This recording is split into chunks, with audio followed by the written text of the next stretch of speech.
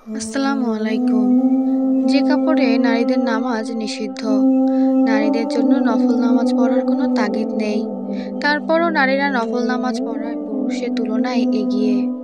কিন্তু অনেক নারী বসে বসে সব নামাজ আদায় করেন। নারী পুরুষের কেউ যদি বসে ফরজ নামাজ আদায় করে, তবে তাদের নামাজ হবে না।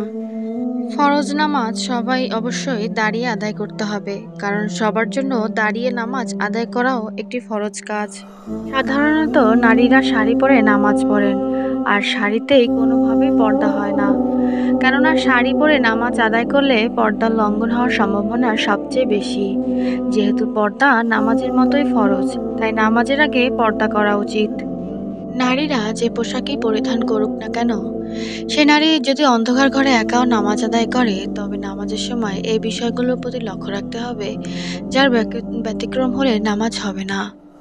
যদি কপালের কাছে কিছু চুল বেরিয়ে যায়, কান একটা বা দুটো বেরিয়ে যায়, কানের পাশে জুলফির চুল বেরিয়ে যায়, পেছনের চুল বেরিয়ে যায়, থুতনি নিচে গলার কাছে কোনো অংশ বেরিয়ে যায়, হাতের কাছে কিছু অংশ বেরিয়ে যায়, পেট বা পিঠের কাছে কিছু অংশ বেরিয়ে যায়, অর্থাৎ শুধু মুখমণ্ডল, হাতের কবজি ও পায়ের পাতা ছাড়া আর কোনো অংশ যদি নামাজের সময় বেরিয়ে যায়, এভাবে সারা জীবন নামাজ পড়লে সে নামাজ আদায় হবে না।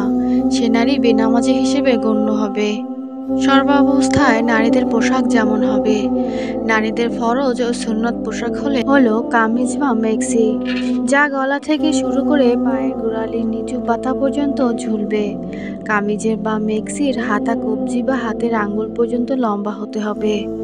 আর মাথায় এমন হিজাব বা ওড়না পরিধান করতে হবে, যাতে কোনোভাবে গলা, ঘাড়, কান, মাথা ও জুলপির মতো চুল কিংবা বুকের কোনো অংশ তথা দেখা না যায়। আর ম্যাক্সির নিচে পায়জামা অথবা সায়া পরিধান করতে হবে। স্বামীর সামনে ছাড়া অন্য সব জায়গায় সর্বাবস্থায় এই পোশাকগুলো পরিধান করা নারীর জন্য ফরজ। বাড়ি কিংবা ঘরের ভিতরে বাহিরের কাজকর্ম করা সহ সর্বাবস্থায় এই পোশাক পরিধান করা ফরজ, এবং এটি সুন্নতি পোশাক। যেহেতু সর্বাবস্থায় এ পোশাক ফরজ, তাই নামাজের ক্ষেত্রেও নারীকে এ পোশাক পরিধান করেই নামাজ আদায় করতে হবে।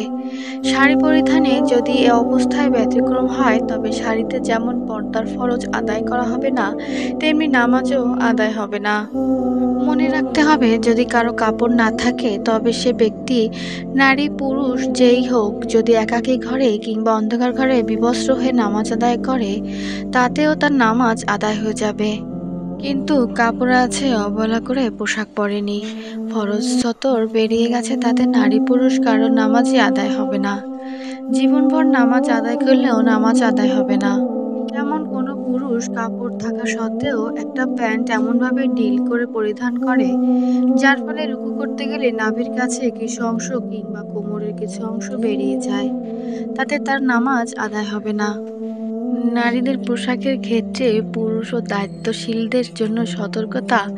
যে পুরুষের দায়িত্বে কোনো নারী থাকে, হতে পারে সে নারী তার মা, বোন কিংবা স্ত্রী, নামাজের পোশাক ঠিক আছে কিনা, তারা পর্দা পালন করে কিনা, সে বিষয়ে খোঁজখবর রাখাও কর্তব্য এবং দায়িত্ব। যদি সে দায়িত্বশীল ব্যক্তির নারীর নামাজের ব্যাপারে কোনো খোঁজখবর না রাখে, কিংবা নারী পর্দা ও নামাজের পোশাকের ব্যাপারে সতর্ক না করে, ব্যবস্থা না করে, তবে এসব নারী তাদের দায়িত্বশীল পুরুষকে অপরাধী হিসেবে সাব্যস্ত করে।